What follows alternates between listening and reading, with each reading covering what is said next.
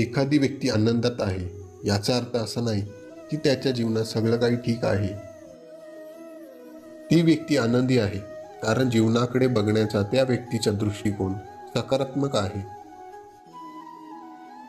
तुझ्या जीवनातील कठीण संकटात आहे मी, तुला कधी हरू देणार नाही.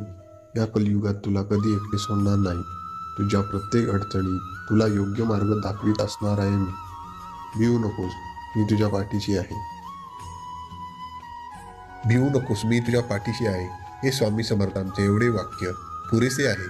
कोणत्याही अडचणींवर विजय मिळवण्यासाठी आपल्या मनामध्ये भक्ती आणि विश्वास असेल तर या जीवनात कोणतीही गोष्ट अशक्य नाही.